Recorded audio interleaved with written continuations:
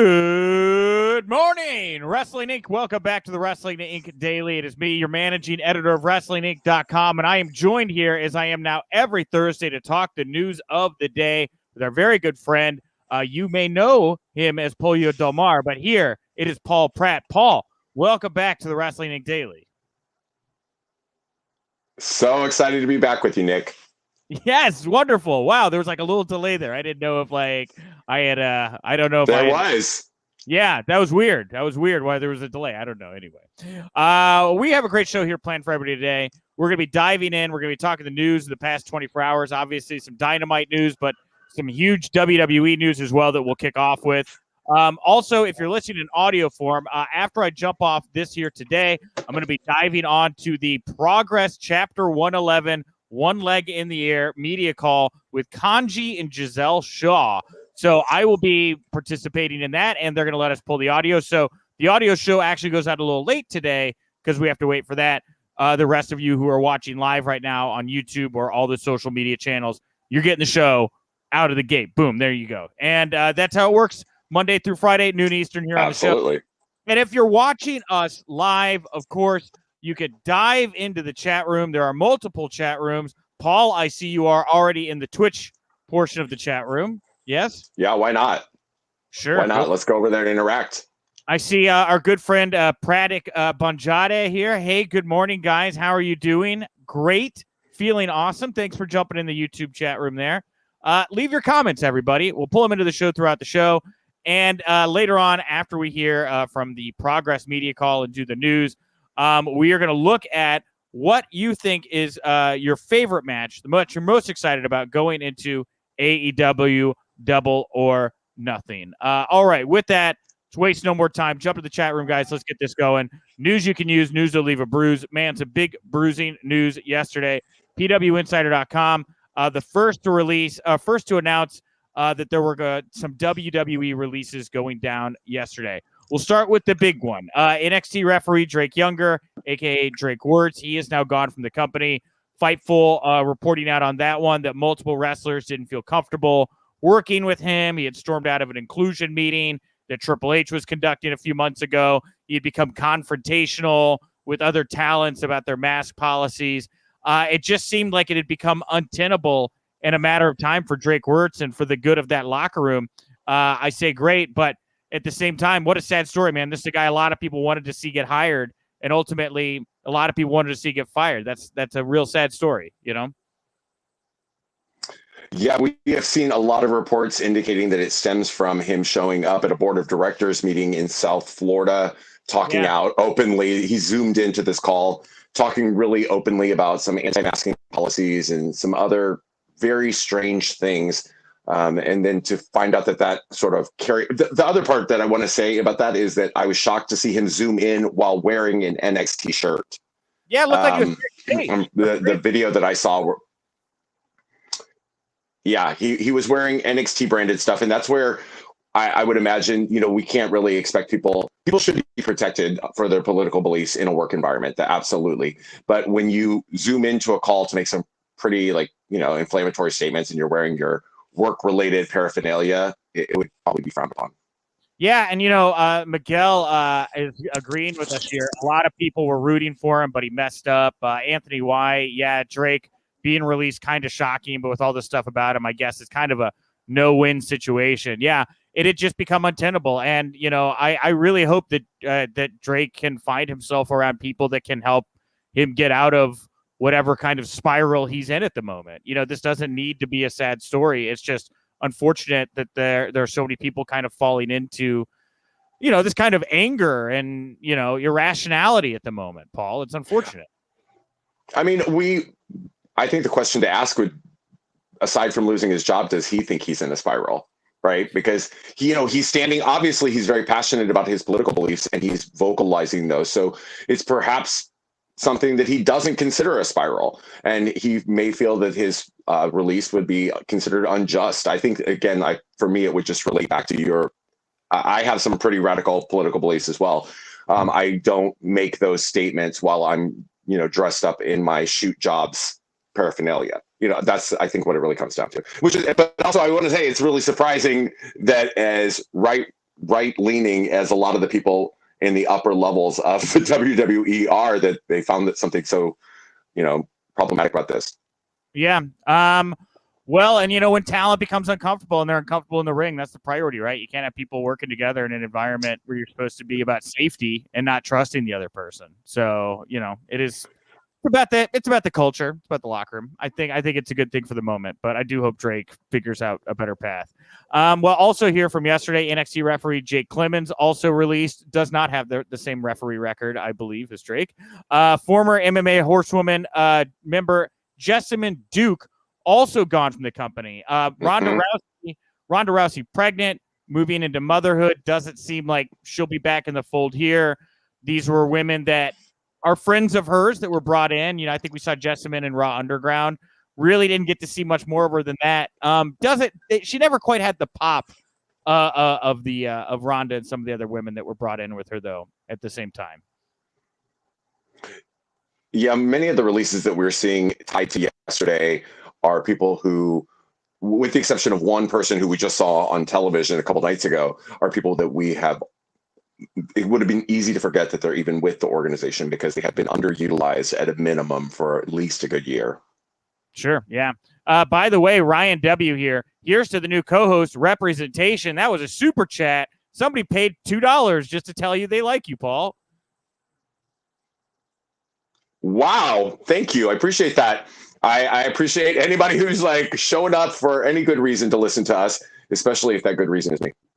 Also, Vanessa Bourne, Danielle Camilla. She's also been released. She trained under WWE Hall of Famer Rikishi 2016, signed with WWE in 2016 as well. And then Skylar Story, Brandon Lauren Paluk. She is no longer with NXT. She was known as Ava Story and Brandy Lauren on the Indies.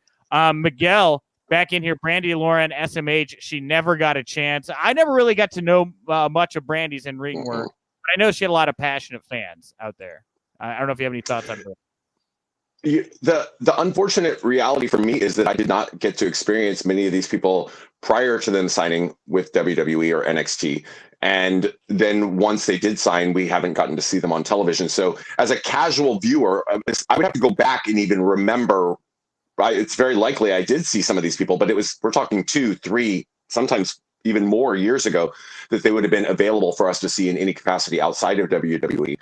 So for a lot of the people who have just been sitting on a shelf collecting whatever downside that they've got to their contract, this is probably going to be a real upside because they're going to be able to, if they choose, go back into the world of independent bookings outside of WWE, and it's probably going to open a lot of careers for them. So I don't see any of these releases as a negative. I see them as quite a positive thing because if you're not going to be used in one place, as an athlete, you have a shelf life. And so if WWE is eating up your shelf life and they are not going to allow you to perform on television, go where you can do what you love. Joe Pearl, for anybody looking for Brandy's breakout match, check her out versus Shotzi Blackheart at Evolve's 10th anniversary special, available on the network. Not sure about Peacock. Also, Ezra Judge, she was also released. She'd signed in August 2019 after multiple WWE tryouts. Previously played arena football, was a pro bodybuilder for the IFBB. Another big one here. This one confirmed by Fightful. Alexander Wolf, Axel Tischer, also released. He wrestled on the latest NXT TV episode, losing to Killian Dane. He was attacked by Marcel Barthel and Fabian Aichner after the match. They kicked him out of Imperium. The former Sanity member signed with WWE in April 2015. He took to Twitter. He revealed his contract was expiring on June 15th, which actually makes him a free agent on Wednesday, June 16th. Of course, it's not been confirmed, but many of the NXT talent are expected to only be under a 30-day non-compete. I am a big Alexander Wolf fan. I love this guy's look. I love his intensity. He'll be an addition wherever he winds up. And he is one of the few talents that we've gotten to see extensively on television who would have a following that might be interested in seeing him jump somewhere else specifically. So, and the fact that we just saw him on television, and it wasn't a squash match. It wasn't something that he was treated as a nobody or whatever. This is he was in a major angle going up until the very last day with the company, and he exited in a way that I think would set him up for success elsewhere. Then we had also from Fightful, Kavita Devai, aka Kavita Dalal. She was also cut. Former TV presenter, powerlifter, signed with WWE in October 2017.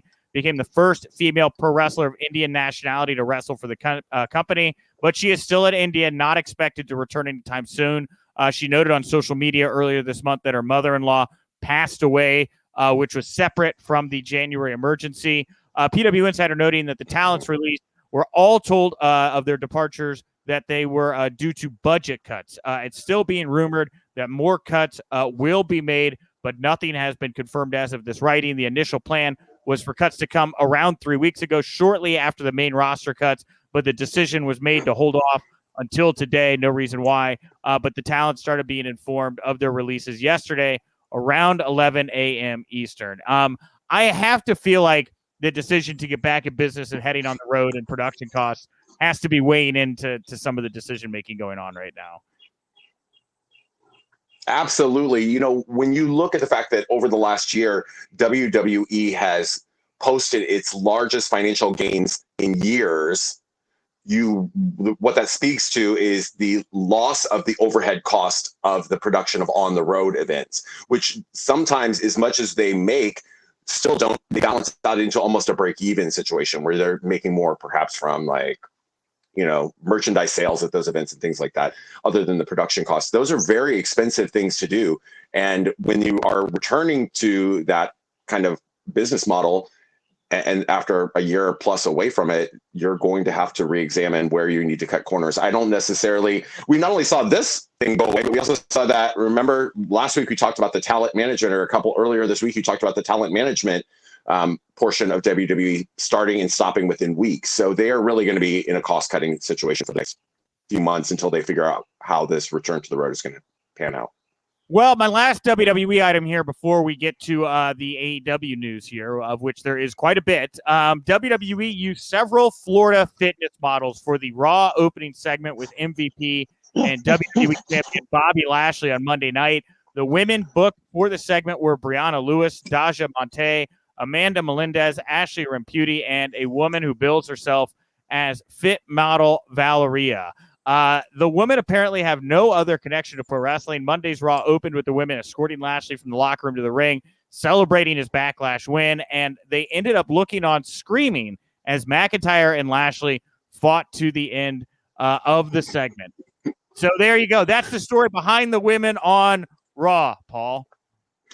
Yeah, you know what? What I think is miraculous about this, Nick, just think, in the years prior to Charlotte and the group of women who came over from NXT to make the main roster different, we would have seen any one of those women go from a valet last week to the WWE Divas champion in just probably 3 weeks. They would have probably won a battle royal. They would have no experience. They would have no, nothing to contribute except some beauty and, maybe a bikini match, and they'd have been the women's champion. And that's only like less than 10 years ago.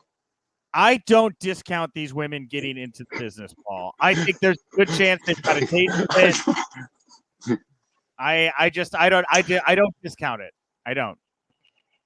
I don't discount them wanting or having interest in getting into it. I'm just thinking about how far we've come in the WWE, because there was a time where interest is really all you needed to win the women's title. You didn't have to have talent or any kind of things like that. As long as you look good in a swimsuit, you could do a pillowcase match or whatever it was that they were going to give you. Bra and panties, cream pie, whatever, over the top rope battle royal. Next thing you know, women's champion. The Wrap reporting more on AEW's move to TBS in 2022. AEW moving to TBS opens the door for NHL games to air Wednesday nights on TNT. This comes after Turner recently acquired some pro hockey rights for the next season, but no announcement has been made. How odd that NXT wound up moving nights, because a lot of people thought there was hockey on the way to USA, but no, the hockey wound up on TNT, and it's AEW that has to do some shuffling now. Well, I did see an interesting comment from somebody on Twitter, kind of making fun of the fact that AEW is going to be moving to TBS. And I don't know what their point really was. They made it seem like a failure for AEW. I look at the fact that they're now going to be on 2 different networks with 2 different television products, and there's apparently a great deal of financial backing for this. So good for AEW. Yeah, and with NBA games aired on Tuesdays and Fridays on TNT, the plan has always called for the new 1 hour of AEW programming to not be paired with the weekly 2-hour Dynamite show. While Rampage will premiere on Friday, August 13th at 10 p.m. Eastern on TNT, it has not been determined if Rampage will remain on Friday nights when AEW programming moves to TBS in 2022. The Observer saying the show is expected to air live at times, especially on a week before pay-per-view. While everything is up in the air right now, the expectation is that Rampage on most nights will tape on Wednesday. So a taped late night show on Fridays. I feel bad saying like I'm somewhat underwhelmed, but the second show has been teased for so long now. We find out it's gonna be like a 1 hour pre-tape that's gonna come the hour after 2 hours of SmackDown, making Friday like a 3-hour marathon, kind of like Monday nights as well. Well, I look at this as just the first step. You know, we have to remember that AEW, for all intents and purposes, is only a couple of years old. And I think that people are holding it to tremendously high standards because of the financial backing behind it, because of the fact that it becomes and it has posed the first real threat to WWE programming in the primetime market in a number of years. I think people are holding them to an extremely high standard that we would not necessarily hold any other company to.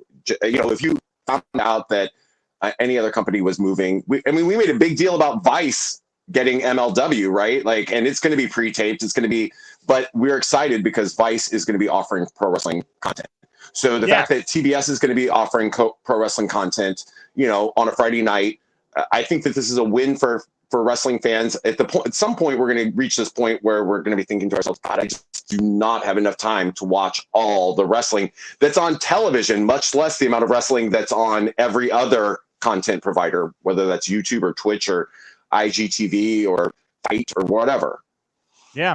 And speaking of people enjoying the show, super chat here from Bjorn. Bjorn with, I can't even pronounce that last name. Hi, Bjorn. Nick, keep up the great work. Love the content. And also from with a big gun. Yeah. Oh, okay. Got it. Loving Andrew Taylor, loving the live show, guys. Joining from Scotland. Great time here for us at 5 p.m. to watch on the way home from work. Well, that's great. Awesome. Thank you for a mid-show burst of positivity about how you enjoy what's going on. Love that. The supercard events, as they're called, supercard events. This is a term that Tony Khan came up with. Those 4 specials will air on TNT each quarter after Dynamite and Rampage move to TBS. It was noted that these will be similar to pay-per-view events. The Observer saying similar to WCW's Clash of the Champions specials. However, that is trademarked by WWE, obviously. So they got to do stuff like Beach Break instead of Bash at the Beach, or maybe just, I don't know, come up with new names, right? I would suggest that as well.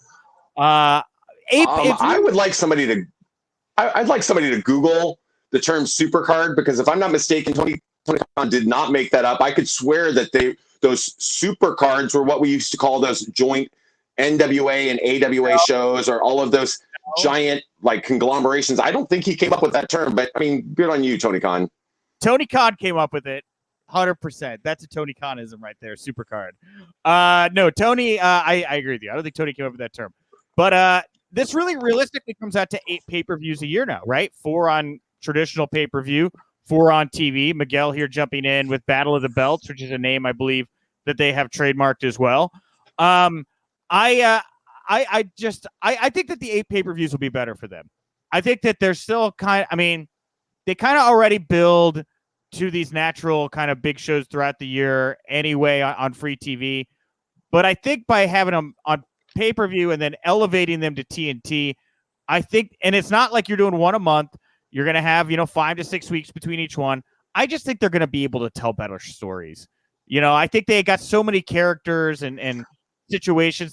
They need more time. And I hope this gives them more time to tell better stories.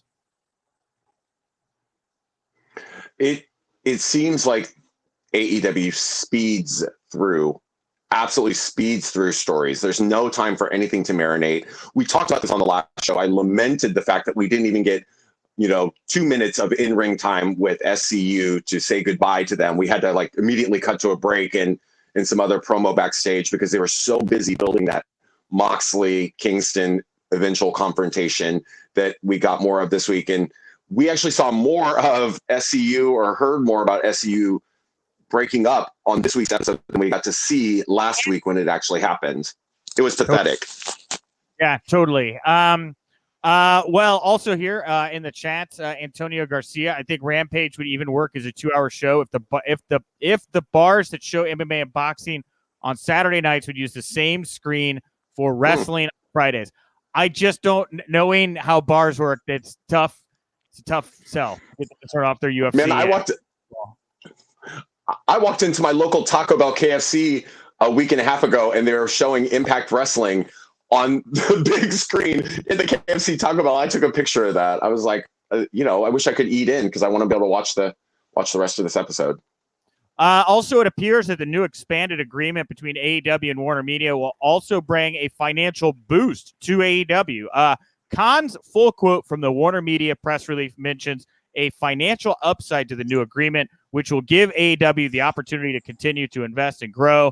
PWInsider.com reporting that word making the rounds is that AEW is receiving in the area of an 8-figure payday from Warner Media, which would be anywhere between $10 million and under $100 million. Obviously, this news is seen as positive. Of course, there's also been a feeling that this is a way to increase the AEW's footprint on multiple networks and additional content. The Observer saying this influx will likely not lead to Brock Lesnar at AEW, and as AEW's added finances are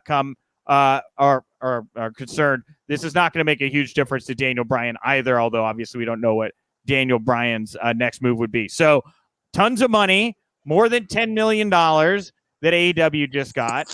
How would you like to see AEW spend this money? What do you think that would be the best way for them to invest?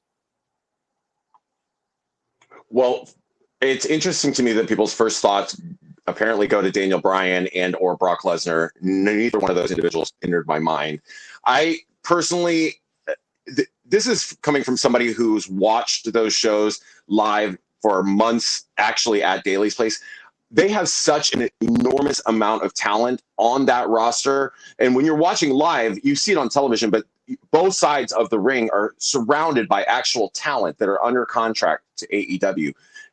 If they're going to use this money to develop things, I would love to see them develop the characters and the personalities and the talent they already have. They don't need to keep bringing people in. They have people. They have the opportunity to tell great stories. That's where I'd like to see this money go. Like we talked about, taking more time to tell greater stories and maybe expanding that. Now they have Elevation, they have Dark, they have Rampage, and they're going to have Dynamite. So maybe we get to see more stories than what we just see on Dynamite each week. Sure. Yeah, I think they should buy more theme songs, buy more popular songs. I like the Wild Thing with Moxley. I think Tarzan Boy is good. Where is my mind? Everybody should just get better music. Let's give them all pop songs. Oh, come on now. Mikey Ruckus does an amazing job creating those AEW themes. So I think some of his songs are banging. I think that one of the things they could do perhaps is leverage those financials to do more things that maybe outside of television. There's a background for production here. Can we maybe get some of the production issues worked out? Like maybe make it look like, when the guy falls off the top of the cage, he's not falling on a mattress. Like, hire somebody to fact check those things. He got hurt. Doing that. That was a very dangerous maneuver. The thing that got hurt most probably was his ego. My ego would have been crushed. Anthony Y here, by the way, jumping in for a company in January of 2019, and their debut on TNT not even being 2 years old. They sure are making some big moves. Yeah, I agree with that. And with that, absolutely, yeah, totally. And with them moving to TBS, a lot of people ask you about the TNT title. The Observer saying the plan right now is to keep the TNT title as it is. So, it's got a legacy. So they're going to keep it. They're not going to make it the TBS title. It'll remain TNT. What thoughts on that?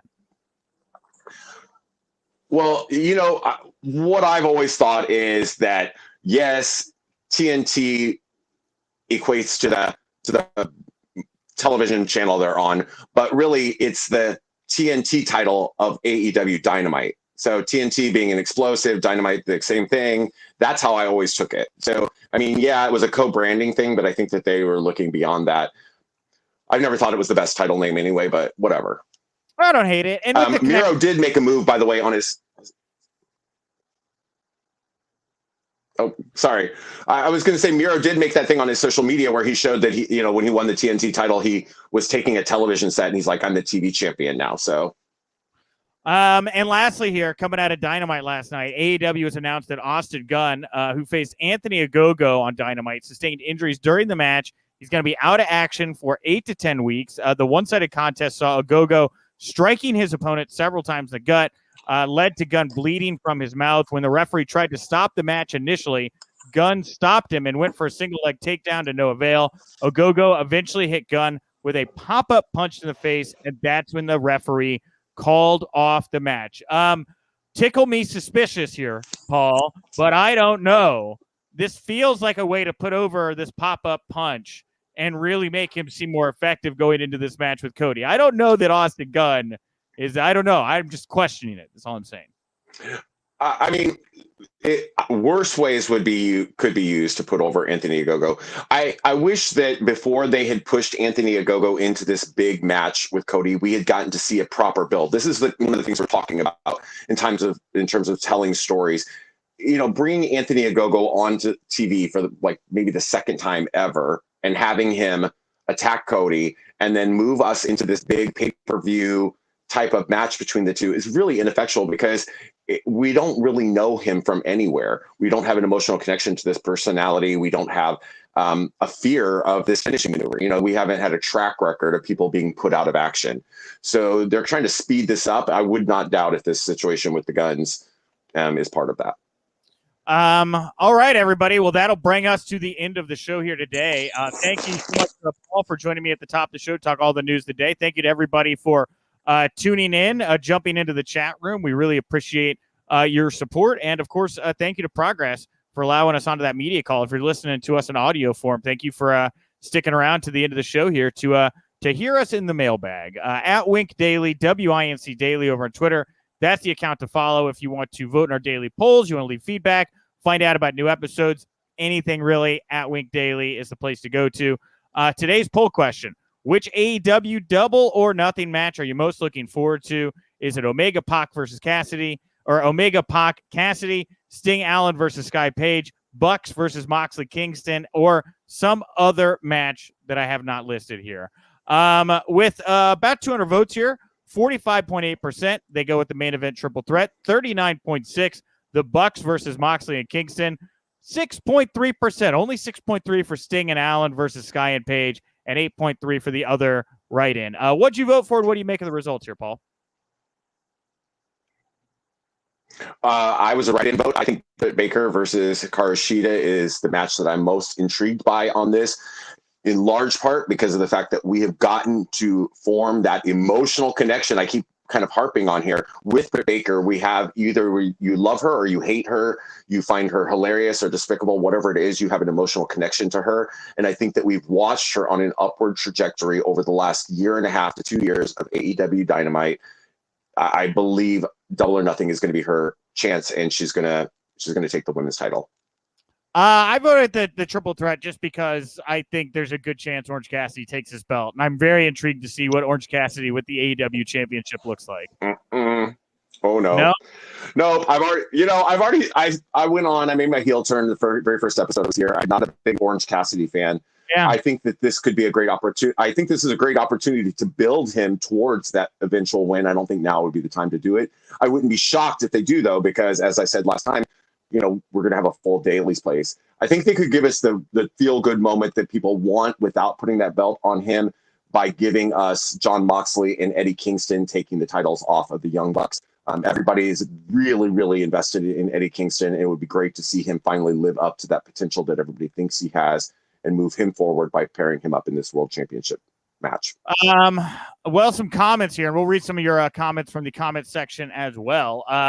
At the Buscat, there are no bad matches on this card except Cody's match, but Britt versus Sheeta will be a banger. Agreeing with you. Another one from Rich Finn. Agree. Also.